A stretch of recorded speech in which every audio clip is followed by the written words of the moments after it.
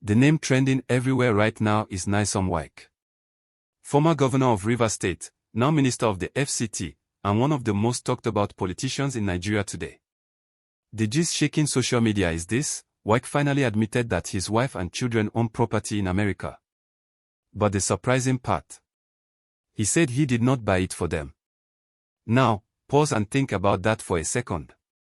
His family owns it, but he didn't buy it. Who then bought it? This is why Nigerians can't stop talking. And before we go further, please hit the like button right now and subscribe to the channel, because this gist is going to open your eyes. Let's start from where the fire began. For weeks, documents have been flying online: property deeds, quitclaim papers, title records. Many of them pointing to houses in Florida under the names of Wike's wife, Justice Ebereki, and their children. As soon as people saw those documents, Wahala started. Critics said, "Here we go again, another politician hiding wealth abroad." Social media carried it everywhere, and people wanted answers. Then Wike finally responded. But instead of shouting a fake news or denying it completely, he said something different. He admitted that yes, his family owns property abroad, but he himself did not buy it for them. Now, let me ask you, my viewers, if you were in Wike's position, would you have denied it completely, or would you have admitted it the way he did? Think carefully and drop your opinion in the comments. And don't forget, while you're typing, click the like button so this video can reach more people. This is the heart of the matter. Because in Nigeria, when it comes to public officials and properties abroad, there are always two questions: who paid for it? And was it declared legally? Let's be honest here. Owning property abroad is not automatically a crime. In fact, many Nigerians in the diaspora invest in America, the UK, or Dubai. But when it is a politician or his immediate family, Nigerians look at it differently. Why? Because it always brings back old memories. Let me remind you of some cases. James Ebori, the former governor of Delta State, once tried to hide his London mansions. UK authorities later exposed him, and that case shook Nigeria for years. Or think of Diazoni Alison-Maduka, the former petroleum minister, accused of owning luxury homes in London and America worth millions. These names are still fresh. And now, when Wike's family appears linked to property in America, Nigerians immediately connect it to those past stories. But let's be fair. Some people argue that Wike's wife is a judge. She has her own career, her own salary, and maybe her own investments. So, is it possible she bought the property with her own money? Maybe. Is it possible the children benefited from a trust fund or family wealth outside Wike's influence? Also possible. That's why the story is not black and white. But Nigerians are asking a deeper question: if Wike didn't buy it, then who did? Was it a gift? Was it family money? Was it declared in his asset forms as the law requires? Because in Nigeria, the law is very clear: public officials must declare not only their own assets but also assets in the names of their spouses and children. If it was declared, then fine. If not, then it becomes a problem. Now, I want to throw this to you watching me. Do you think Nigerians are too quick to judge when they hear property abroad? Or do you think every single one should be treated as a red flag until proven otherwise? Drop your answer below. I want to read your comments after this video. And please, make sure you subscribe right now, because this channel is where you get gist explained in a way you can truly understand. Now let's talk about reactions. The critics are loud. They say, how can children afford houses abroad? Where did the money come from? Some are already calling for EFCC to step in and investigate. Others are using it to attack Wike politically, saying this is proof that his family has been secretly spending big abroad. But his supporters are also speaking. They argue this is nothing but politics. They say his wife is a judge with her own income. They claim critics are only trying to paint him black because of his rising influence in Abuja politics. Now, let's pause here. Who do you agree with, the critics or the supporters? Tell me in the comments right now. And while you're at it, hit the like button. It really helps more Nigerians see this gist. Let's widen the gist. This is not just about Wike. This is about Nigerian politics in general. Why do so many of our leaders and their families end up linked to houses abroad? Why not invest that same money in Abuja, Port Harcourt, or Lagos? Why not build estates here where people can benefit? Some people say it is because they don't trust the Nigerian system. They fear that policies can change overnight, land can be seized, or politics can destroy investments. So they prefer to secure wealth abroad. Others say it is just about luxury and prestige, to be able to say, my family has a home in America. Now let me ask you directly, if you had the money, would you buy a property abroad or would you keep everything here in Nigeria? Be honest. Type your answer in the comments. But here is the reality, whether it is legal or not, whether it is justified or not, the optics matter. Nigerians are struggling. Many families cannot even afford 3 meals a day. Young people are hustling, trying to survive. So when they hear that the families of politicians have houses in America, it feels like a slap in the face. It widens the gap between the rulers and the people. And that is why this gist is not dying down quickly. Because it is not just about property. It is about perception. It is about trust. Now, let's bring this back to Wike himself. You know he is not just any politician. He is powerful, outspoken, and controversial. He has made many enemies, in Rivers State, within his party, and even nationally. So when a gist like this comes out, it is like adding petrol to fire. His enemies will use it to attack him. His supporters will defend him.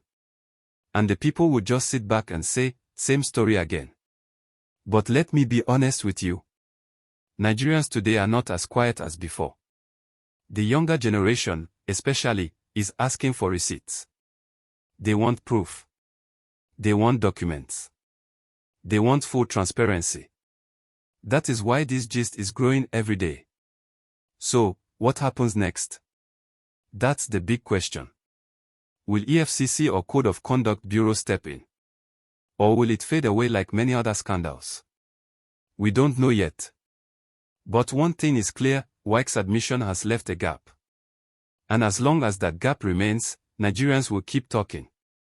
Before I wrap up, let me remind you, Wike admitted his wife and kids own property in America, but said he didn't buy it for them. That single line is what has kept this story alive. And until we know who did, this gist will continue to trend. Now let me ask you again, my viewers, do you believe Wike's explanation, or do you think there's more to the story? Drop your thoughts below. Let's make the comment section hot. And please, if you enjoyed this gist, don't just watch quietly, like this video, subscribe to the channel, and share it with your friends. Because the next gist we bring will be even bigger. Now, since we've already broken down the Wike property story, let's stretch this gist further and put it side by side with other cases we've seen before in Nigeria. Because honestly, this is not the first time we are hearing about politicians or their families owning houses abroad. The only difference is how each story is received and how the people involved respond. Take a moment to like this video if you haven't already, and please subscribe right now, so you'll always get these full breakdowns. Let's go back in time. Years ago, Nigerians were shocked when stories broke about some governors and ministers owning luxury homes in the UK, Dubai, and the US. These stories often came from investigative journalists or foreign court records. Some even came from anti-corruption cases abroad, where properties were seized because the funds used to buy them were traced to stolen money from Nigeria. One famous case that shook the country was James Ibori, the former governor of Delta State. UK investigators revealed mansions and expensive homes he owned in London. Eventually, he was convicted in the UK, and those properties became part of the evidence against him. That case was a clear example of how properties abroad can expose corruption when money trails are followed carefully. Then there was the case of former Petroleum Minister Diazoni Alison Maduk. Investigations in the UK and the US linked her to multi-million-dollar properties and luxury apartments abroad. Till today, that matter is still fresh in people's minds because the scale was massive, not just houses, but even jewelry and art collections seized. Nigerians remember these cases, and that's why when a fresh property allegation appears, people don't just laugh it off. They take it seriously because of history. And if we come closer to recent times, do you remember when some senators and governors were accused of secretly owning mansions in Dubai? Social media went wild with pictures of tall skyscrapers and apartments supposedly linked to Nigerian officials. Some denied it, some never addressed it, and the story slowly faded. But Nigerians don't forget. It all adds to the suspicion that leaders take wealth out of the country instead of investing it here. That is why Wike's current matter feels like déjà vu to many Nigerians. People have seen this movie before. And once again, it is raising that painful question: why do our leaders and their families often get linked to foreign properties? Now, let's think deeper. Why is this so common? One reason is that many politicians fear the instability of Nigeria's economy. They believe putting money abroad is safer. But the problem is, if those funds are not legally earned, it becomes corruption. And even if they are legal, the optics are terrible. It looks like they don't trust their own country enough to invest here. That's why Nigerians feel betrayed each time. Please, if you're following so far, remember to like this video right now and subscribe, because this is the type of gist that keeps you informed and sharp. Now, let me bring it back to Wike again. His case is slightly different because he openly said, "Yes, my wife and kids own property, but I didn't buy it for them." That separates him from many others who flatly deny everything until evidence overwhelms them. But still, the gap in his explanation, who bought it, how it was funded, keeps the story alive. Critics won't let go until those questions are answered. Another angle to this is asset declaration. By Nigerian law, every public official must declare their assets before taking office. That includes assets held in their spouses' or children's names. The purpose is transparency, so the public can check if leaders suddenly acquire wealth they didn't have before. Now, if a property abroad is not included in that declaration, it could be a problem. And that's why some Nigerians are saying Wike should publish his declaration to clear the air. Let's also not forget the political tension around him. As Minister of the FCT, Wike has been in the spotlight for months. He has clashed with politicians in Rivers State, he has played a strong role in national politics, and he is often in the news. This new controversy fits perfectly into that narrative. His rivals will grab it and push it hard. His supporters will defend him with passion. And for ordinary Nigerians, it just adds to the feeling of exhaustion with endless political drama. Now let's tie this gist to something bigger. These property scandals remind us why Nigerians keep calling for stronger institutions.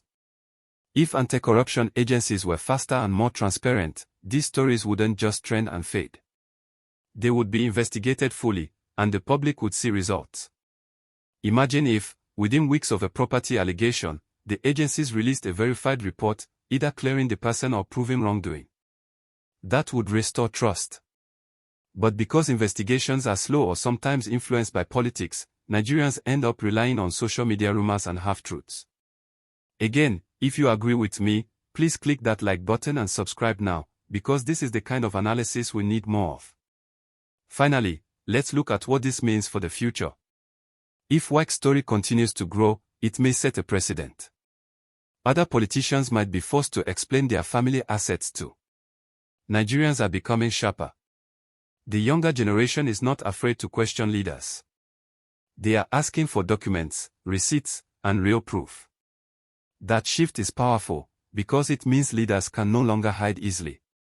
So in summary, Wike admits his wife and kids own property in the US, but denies buying it for them. Documents online are fueling debates. Critics call for investigation, supporters call it politics.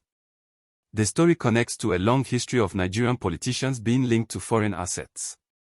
And once again, Nigerians are demanding transparency. This gist is not just about one man, it's about the culture of accountability that we all want to see in our country. If you've stayed with me till now, you're a real fan of the gist. Please like this video right now, subscribe, and share it with your friends. That way, you stay updated as more twists come.